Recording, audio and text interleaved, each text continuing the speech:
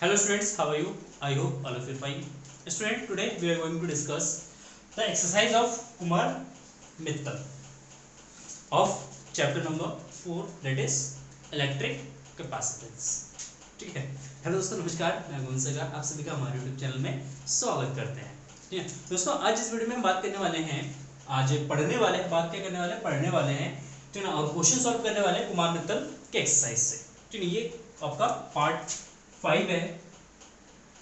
इससे पहले हमने 4 पार्ट ऑलरेडी कर चुके हैं न्यूमेरिकल्स के। ठीक है, पार्ट फर्स्ट में हमने सारे फॉर्मूले डिस्कस किए थे, सारे कॉन्सेप्ट डिस्कस किए थे। अगर पार्ट फर्स्ट नहीं देखा तो सबसे पहले पार्ट फर्स्ट को देखिए, उसके बाद कोई भी पार्ट आप रैंडमली देख सकते हैं। ठीक है, क्लियर है? चलिए शुरू करते हैं आज का वीडियो, और इसमें हम लेते हैं क्वेश्चन नंबर 24।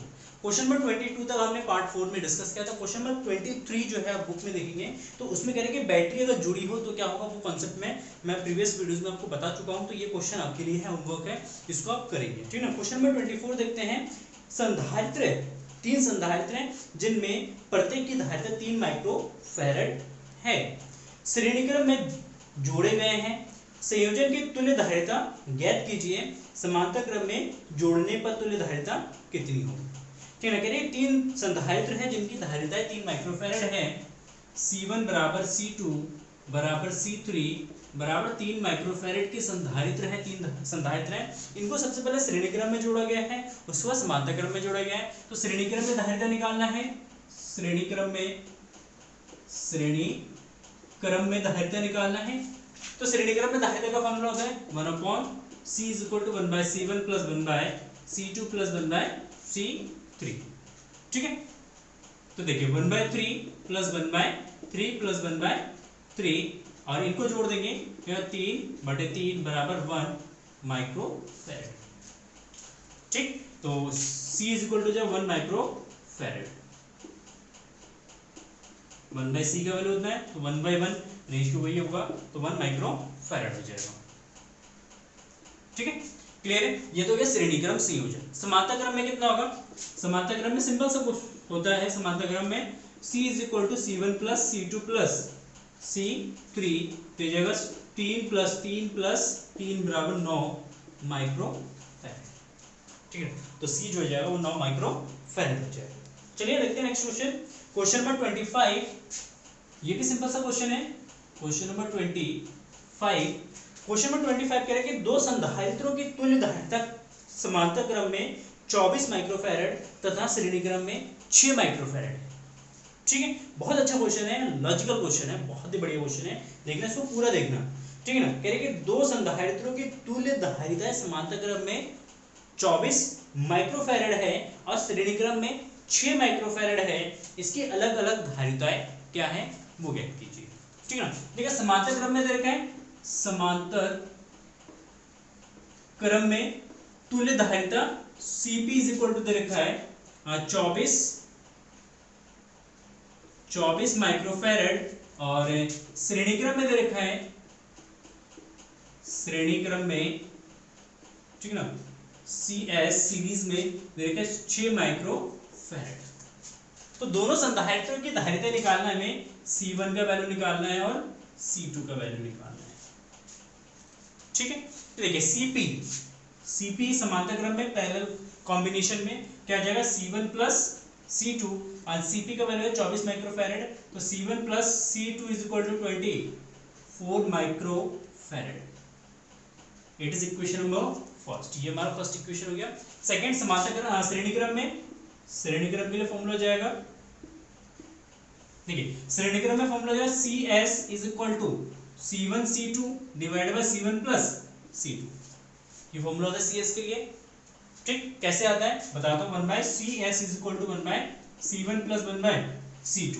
अगर इसका एलसीएम ले लेंगे तो C1 C2, इसका क्रॉस मल्टीप्लाई कर देंगे तो C1 + C2 1/CS, then CS = हो जाता है हमारा C1 C2 / C1 + C2। अगर 2 कैपेसिटर है तो इस फॉर्म में हम लिख सकते हैं उसके तुल्य धारिता को। ठीक है, तो हमने CS = लिखा C1 C2 / C1 + C2, and CS का वैल्यू दे रखा हमारे पास 6 माइक्रोफैरड। तो 6 microfarad = C1 C2 / C1 + C2 का वैल्यू दे रखा 24 के अंदर मल्टीप्लाई कर देंगे तो C1 C2 = 24 चलिए 24 का 4 ऐसे लगा, 2 क्षेत्र 12 और 2 कितना 14, 144। तो C1 C2 का वैल्यू कितना है 144 माइक्रो स्क्वायर फैराड स्क्वायर ये आ जाएगा। ठीक है, क्या जाएगा माइक्रो स्क्वायर फैराड का स्क्वायर, ठीक है ना, क्योंकि इनटू में है ना ये जो आप यूनिट छोड़ मतलब मात्रा छोड़ देते हैं, लास्ट में जो वैल्यू आएगा C1 C2 वो फैराड में ही आएगा, माइक्रो फैराड में आएगा। ठीक है, तो C1 इंटू C2 का वैल्यू आ गया, C1 प्लस C2 का वैल्यू आ गया। ठीक, इसको सॉल्व करने का तरीका ये हो जाएगा, या तो द्विघात समीकरण बना के सॉल्व कर लेते हैं, यहाँ से C1 का वैल्यू निकाल के इसमें रख देते हैं, या C2 का वैल्यू निकाल के इसमें रख देते हैं, द्विघात समीकरण बनेगा उसको सॉल्व करेंगे, फिर C1 का वैल्यू आ जाएगा, C1 का वैल्यू किसी भी इक्वेशन में रख के C2 का वैल्यू निकालेंगे। या दूसरा मेथड होता है, हमने एक इक्वेशन पढ़ा है a माइनस बी का स्क्वायर इज इक्वल टू होता है a square plus B square minus का 2ab होता है। अगर इसमें मैं प्लस 2ab को जोड़ देता हूं और 2ab को मैं माइनस कर देता हूं और इस वाले टर्म्स को इसके साथ ले लेता हूं, इसको आगे ले लेता हूं, इसको पीछे ले लेता हूं, इसको प्लस बना लेते हैं, इसको माइनस बना लेते हैं, तो ये हमारा एक फॉर्मूला बन जाएगा a प्लस बी का स्क्वायर माइनस 4ab बनेगा। इसी फॉर्मूले का यूज करते हैं, तो देखिए, तो c1 माइनस c2 का square is equal to c1 minus c2 का square is equal to a c1 plus c2 का square minus 4 into C1 C2। देखिए C1 प्लस C2 का वैल्यू कितना 24, तो 24 का स्क्वायर माइनस, ठीक है, इसका value 144 into 4, C1 plus C1 into C2 का वैल्यू कितना है 144 इंटू 4। ठीक है, 24 का स्क्वायर कितना होता है, 24 का स्क्वायर कितना होगा जल्दी बताओ, नहीं पता, तो 24 इंटू 24 चौक 16 ऐसे लगा, 1 8 8 16 1 17 ऐसे लगा, 1 कितना 576, कितना जो 576। ठीक है, हाँ 576, तो 576 माइनस 16 16 1 17 4 1 5, इससे कैंसिल आउट हो जाएगा, कितना जाएगा 0। इसका मतलब C1 minus C2 is equal to 0, तो C1 is equal to C2, C1 is equal to C2।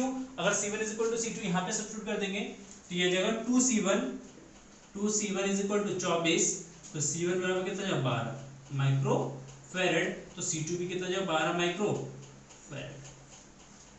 ठीक है, चेक कर सकते हैं, श्रेणी क्रम में जोड़ेंगे तो 12 12 कितना जाएगा 24, और श्रेणी क्रम में जोड़ेंगे तो 24 12 इंटू 12 डिवाइडेड बाय 12 प्लस 12, ठीक है ना, तो कितना 12/2 बराबर 6 आ जाएगा। ठीक, सॉल्व करके देख लेना, सिंपल आएगा। तो इस तरीके से हम इसको सॉल्व कर सकते हैं। तो अच्छा क्वेश्चन था, थोड़ा सा लॉन्ग क्वेश्चन था, एक दो कॉन्सेप्ट हमने इसमें यूज किया है, तो आई होप आप इसको इजीली कर लेंगे। एक दो बार प्रैक्टिस करना, क्वेश्चन आपको इजीली समझ आ जाएगा। प्रैक्टिस मोस्ट इंपॉर्टेंट, क्योंकि practice makes man more perfect. जितना ज़्यादा प्रैक्टिस करेंगे उतनी ज़्यादा आप क्वेश्चन सॉल्व कर सकते हैं। चलिए देखिए क्वेश्चन नंबर 26 है, 26 को डिस्कस करते हैं, देखते हैं 26 क्या है। बहुत ही बढ़िया क्वेश्चन है। दो परिवर्ती संधारित्रों में से प्रत्येक की धारिता 10 पिकोफैरेड से लेकर 500 पिकोफैरेड तक बदली जा सकती है। इसको संयोजित करके कम से कम व अधिक से अधिक कितनी धारिता प्राप्त कर सकते हैं। कह रहे कि दो परावर्ती संधारित्र हैं, C1 is equal to 10 picofarad and C2 is equal to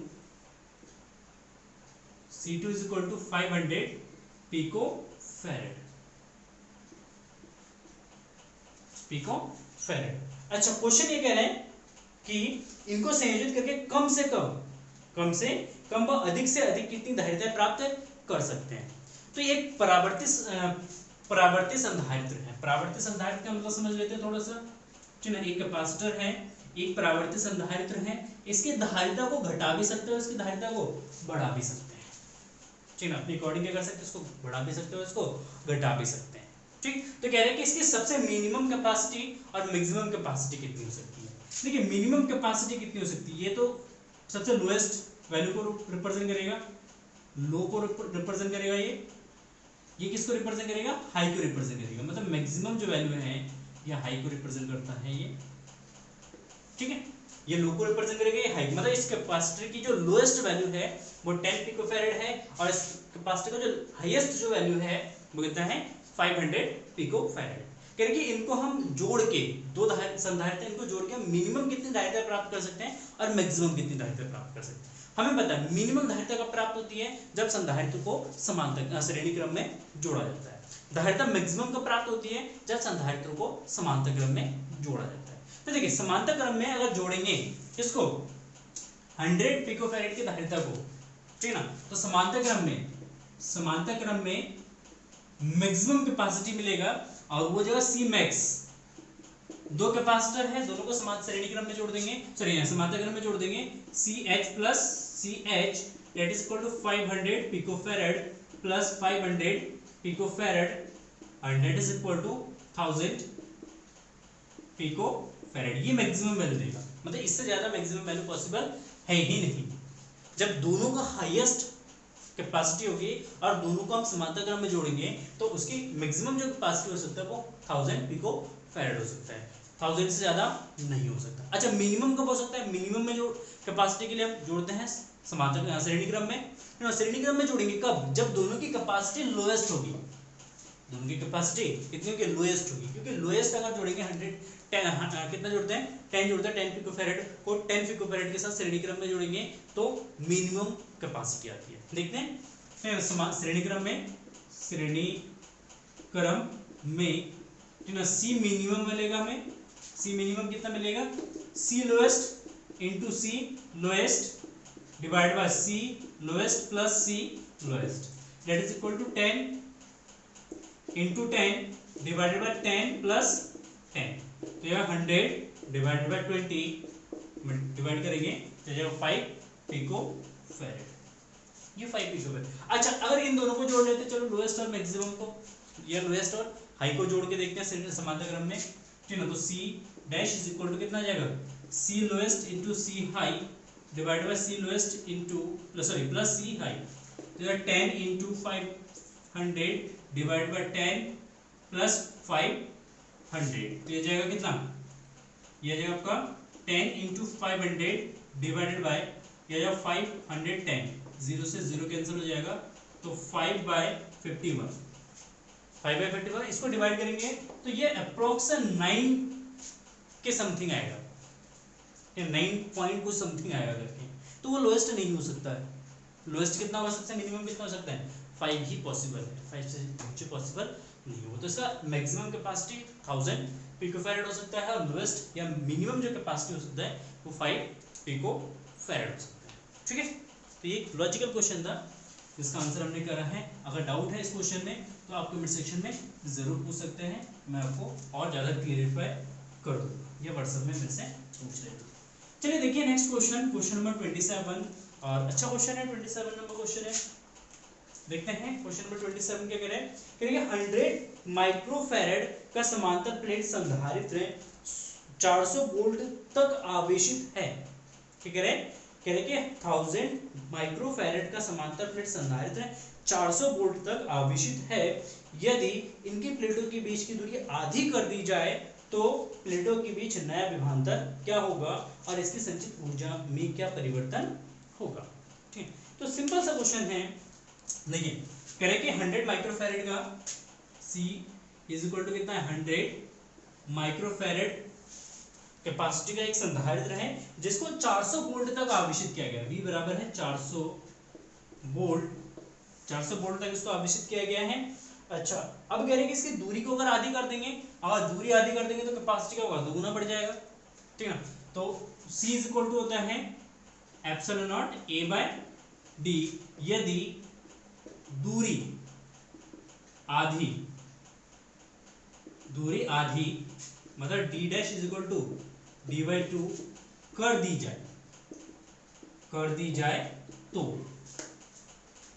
जाए तो धारिता कितना जाएगा? C dash epsilon naught A/d dash, तो एप्सिलॉन नॉट A/d/2 2 पर चला जाएगा तो 2 एप्सिलॉन नॉट A/d, और इसकी जगह हम लिख सकते हैं C, तो C dash is equal to 2 × C double हो जाएगा, कितना है? 100 × 2 इज इक्वल टू 200 माइक्रोफैरेड, धारिता जो है वो दुगुना हो जाएगा। ठीक है, चलिए बहुत बढ़िया, धारिता दुगुना हो जाएगा। अब हमसे पूछ रहे हैं इसमें कि नया विभवांतर कितना होगा। न्यू विभवांतर निकालने के लिए हमें आवेश चाहिए, ठीक है। तो सबसे पहले संधारित्र की प्लेटों पर आवेश निकाल देते हैं। आवेश Q बराबर हो जाएगा C into V, C into V, ठीक है। 100 माइक्रोफैरेड इंटू 400 वोल्ट तक अभिजित किया गया। तो 4 एकम 4 गुणा 10 की घात 4 गुणा 10 की घात माइनस का 6 बराबर 4 गुणा 10 की घात माइनस का 2 कूलम। इतना कूलम का आवेश है प्लेटों पर, ठीक। तो नए विभवांतर कितना जाएगा, नए विभवांतर, देखो एक चीज यहाँ पे समझते हैं, क्या समझते हैं, ठीक। अलग अलग ट्रिक बताऊंगा मैं आपको सॉल्व करने का। एक तो ये आवेश जो है, ये जो आवेश है ये नियत रहेगा, प्लेटों के बीच की दूरी को बढ़ा दो घटा दो, प्लेटों का क्षेत्रफल बढ़ा दो घटा दो, आवेश को कोई फर्क नहीं पड़ेगा। आवेश हमेशा कैसा रहेगा, कंजर्व रहेगा, कांस्टेंट रहेगा, इसमें चेंज नहीं होगा। तो अगर प्लेटों के बीच की दूरी d है तो भी इतना आवेश है, प्लेटों के बीच की दूरी को आधी कर देंगे तो भी इतना ही इसमें आवेश रहेगा, आवेश चेंज नहीं होने वाला है। इतनी बात समझ में आता है, ठीक है। चलो नए विभवांतर कितना हो जाएगा, v dash is equal to q by c dash, q by c dash, ठीक। चलो v a q कितना है हमारे पास 4 गुणा 10 की घात माइनस का 2 divided by c dash, c dash कितना है हमारे पास 200 माइक्रोफैरेड, मतलब 10 की घात माइनस का 6, 10 की घात माइनस का 6, तो इसको लिखते हैं 4 गुणा 10 की घात माइनस का 2 डिवाइडेड बाय कितना हो जाएगा 200 इंटू 2 गुणा 10 की घात माइनस का 4 लिख सकते हैं, इसको काट देंगे 2, तो 2 गुणा 10 की घात 2 बराबर, क्योंकि 4 में से 2 घटा देंगे तो कितना बचेगा 2 बचेगा, और ये 200 वोल्ट, मतलब जो धारिता है वो कितना जाएगा, तो सॉरी विभव जो है वो कितना जाएगा 200 वोल्ट हो जाएगा। दूसरे तरीके से भी निकाल सकते थे विभव, कैसे निकाल सकते थे, हमें पता है V is proportional to 1/d, V is proportional to 1/d, मतलब अगर दूरी को क्या करते हैं बढ़ाते हैं या घटाते हैं, कैसे, ये फॉर्मूला देखते हैं कैसे, क्योंकि हमें पता है C is equal to Q upon V, then V is equal to कितना होगा, V is equal to sorry V is proportional to D, C Q by C and Q by C का वैल्यू जो epsilon naught A by D, D ऊपर चला जाए तो Q D by epsilon naught A, ये सारी चीजें constant है, मतलब V is proportional to D, मतलब V को जितना D को जितना गुना कम करेंगे विभव उतना गुना कम होगा, D को कितना गुना कम कर रहे हैं 2 गुना कम करें, इसका मतलब है विभव भी कितना गुना कम होगा 2 गुना कम होगा, ठीक ना। अगर विभव को दूरी को अगर 3 गुना कम करते हैं तो विभव भी कितना हो जाएगा 3 गुना कम हो जाएगा, अगर दूरी को 4 गुना बढ़ाते हैं तो विभव कितना होगा 4 गुना बढ़ जाएगा, ठीक है। चलिए ये चीज तो यहाँ पे समझ क्लियर हो जाता है, ठीक है। इस तरीके से हम कर सकते हैं। और इसमें पूछा है कि इस पे यह आ गया कि इसकी संचित ऊर्जा में क्या परिवर्तन होगा, ऊर्जा में कितना परिवर्तन होगा, ऊर्जा नई ऊर्जा कितना जाएगा U dash is equal to half of C dash V dash का square, C dash V dash का स्क्वायर तो जाएगा 1/2 C डैश, कितना C डैश का वैल्यू कितना है, C डैश है 200 माइक्रोफैरेड इंटू V कितना है 200, तो 200 इंटू 200, इसको हम डिवाइड करेंगे तो कितना आएगा 1000, 2 दूना 4 गुणा 10 की घात 2 4 6, 10 की घात 6 गुणा 10 की घात माइनस का 6, इससे कैंसिल हो जाएगा 4 जूल हो जाएगा, जो नई ऊर्जा है वो कितना जाएगा 4 जूल हो जाएगा, ठीक है। तो मतलब उसकी ऊर्जा जो है वो भी कितना जाएगा आधी। अंतिम ऊर्जा अगर बात करते हैं, अंतिम ऊर्जा कितना है, ये तो क्या अंतिम ऊर्जा, प्रारंभिक ऊर्जा U is equal to half of CV square then half of C कितना 100 इंटू 10 माइनस का 6 गुणा 400 गुणा 400, इसको डिवाइड करेंगे कितना आएगा 200, 4 दूना 8 गुणा 10 की घात 2 2 2 6 गुणा 10 की घात माइनस का 6, इससे कैंसिल हो जाएगा 8 जूल, ठीक है। तो कितना परिवर्तन हुआ delta U is equal to 8 में से 4 को घटा देंगे, 8 माइनस 4 बराबर 4 जूल। मतलब ऊर्जा में जो परिवर्तन है वो कितना जाएगा, 4 जूल का परिवर्तन है। ठीक है, क्लियर है। तो ये एक सिंपल सा क्वेश्चन है, ये आप कर सकते हैं। ठीक है, तो बस आज की वीडियो में बस इतना ही। ठीक है ना, बहुत सारे क्वेश्चन हैं, बहुत सारे पार्ट करने वाले हैं और इसके साथ चैप्टर नंबर 5 भी स्टार्ट करने वाले हैं। 5 विद्युत धारा है, विद्युत धारा भी धीरे धीरे हम स्टार्ट उसको भी कर देंगे। पैरेलल में दोनों चैप्टर्स हम करते रहेंगे। ठीक है, thank you for watching this video and have a nice day, bye bye. और नेक्स्ट वीडियोस में जो हम डिस्कस करेंगे वो सर्किट वाले क्वेश्चन डिस्कस करेंगे, पैरेलल और समांतर क्रम, मिक्स्ड क्रम, ठीक है ना, उसमें विभव निकालना, आवेश निकालना, वो सारी चीज़ें हम डिस्कस करने वाले हैं। तो प्लीज़ अगर आपने अभी तक चैनल को सब्सक्राइब नहीं किया तो प्लीज़ चैनल को सब्सक्राइब करके नोटिफिकेशन बेल को जरूर दबा देना। और हाँ, वीडियो पसंद आए तो प्लीज़ वीडियो को लाइक करके अपने दोस्तों के साथ शेयर जरूर करें। Bye bye, good night, good morning, good afternoon, जब भी